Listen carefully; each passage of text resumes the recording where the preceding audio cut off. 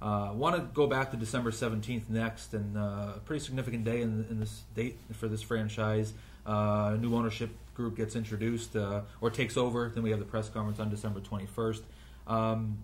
Since that day, just kind of recap how the ownership side has gone. I know you talked to Mr. Charlie Pompey quite a bit, and just where that sits on the business side. Well, Charlie's been wonderful. I don't know how else to say it. He's an enthusiastic owner that wants to see this franchise be successful, wants the team on the ice to be successful. He spends his winters down in Jupiter, Florida, but he's well connected with what we're doing up here. I talk to him either on the phone or by email every single day on everything that's going on, from the hockey side to the business side. He watches almost every game on the computer, and I get texts from him some nights. He gets fired up if the team's not playing well. So he's become a fan, but he's also a businessman, and he looks at it, through both eyes, I guess. As a fan, what do the fans expect, and as a businessman, what's he expect as far as owning this franchise? And he's been wonderful to deal with. He's got some great ideas on some things we've already started doing, bringing our merchandise back in-house, changing our website around a little bit more to be e-commerce friendly, be able to handle some ticket sales and merchandise sales on our website, revamping some things we're doing in the office, changing some other areas we're doing. Him and I are talking on a number of other things as well. So he's been since December 17th. And when Charlie's taken over, he's been just wonderful for me. He's become what I consider a good friend now, and a good, certainly business associate. And we both look forward to just working together to try and turn this franchise into a very profitable one, and not just profitable, but also one that the fans really can, really say that they're proud of. And we're making some headway.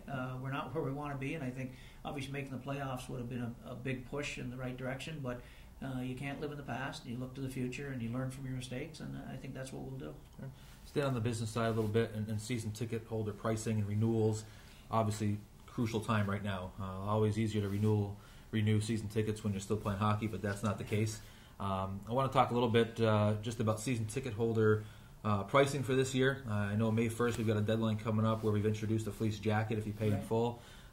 Just talk a little bit about the pricing and where the idea came with the fleece jacket idea as well. Well, that was actually, I'll give Charlie credit for that. Charlie and I were kicking around some ideas to go back to the marketplace and offer something to our season ticket holders, and it was Charlie who said, let's come up with a nice fleece jacket, and let's get something for them and show them we appreciate the fact if they pay in full by a certain date that they will give them something in return. And I think the response has been very good. It's a wonderful jacket, and we're seeing a lot of our season ticket holders renewals are coming in and are being paid up by May 1st. And the pricing, we for years here we've tried to hold the price, and we continue to try to hold the prices to make this affordable family entertainment. But we're the lowest ticket price of all 30 teams in the American Hockey League, the lowest average ticket price of all 30 teams in the American Hockey League. And our expenses are going up every year. So I think there was a $1 increase across the board that was certainly justified. We didn't get any flack, I guess is the right word, from our current ticket package holders about it.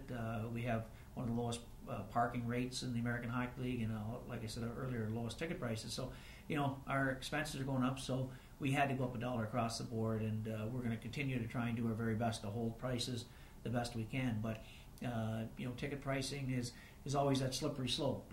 You want to keep it affordable, but you have to be able to sort of try to meet some of the rising expenses. So it's tough coming up with the right number, but we thought $1 across the board was certainly justified.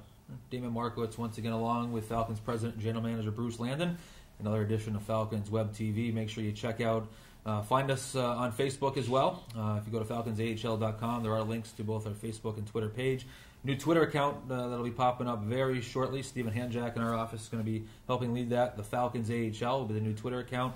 Getting a little more high-tech every day around here with pictures and video, and I'm learning every day as it goes along. You're learning. I'm just learning how to use the remote in my television at home, and now we're into Facebook and Twitter and LinkedIn and all these the high technology, which is certainly the way our business has started a few years ago and is just exploding. And I think this is, again, something new that we'll certainly be doing between you and Stephen taking control of this. It's sort of not the wave of the future. It's now, and we have to get engaged and get involved in it. And this is certainly a very positive step. I'm glad we're talking about Twitter too, because I want to bring you into the Twitter world. I know you did some of your own tweeting during the season on your Twitter account that you have, and just want to bring that up a little bit. And I know, and knowing you and your personality, I know it was something that must have been thrown at you a little bit.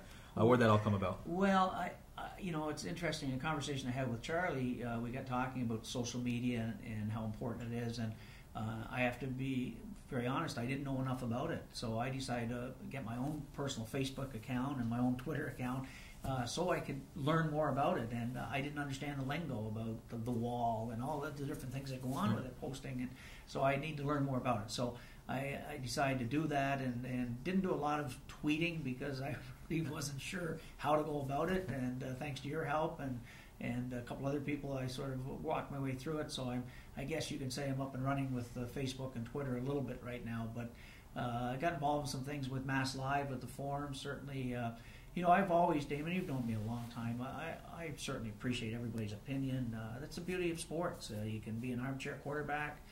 You can voice your opinions, whether you like things, don't like things. And I've always have respected everybody's opinion on what they feel, how this franchise is doing, what maybe we're not doing right.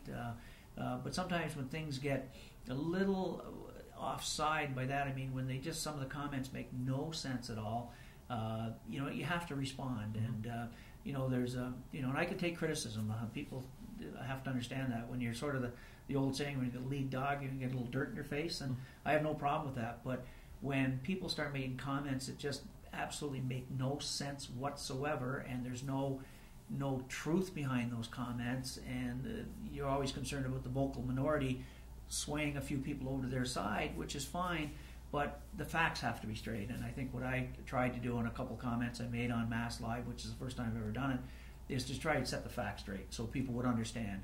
And I've also made it very clear, and you know for a fact that I answer all my own emails myself, any letters I get, any phone calls I take, and I would much prefer to deal with people who want to come forward, face to face or through an email, by letting me know who they are, so we can have open and honest dialogue, as opposed to the people that choose to sort of hide behind fake names.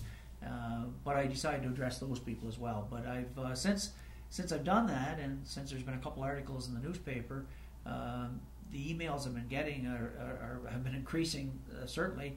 And that I'm happy to report that there's more positives certainly than negatives. And I received one that might be considered negative about 11 o'clock last night.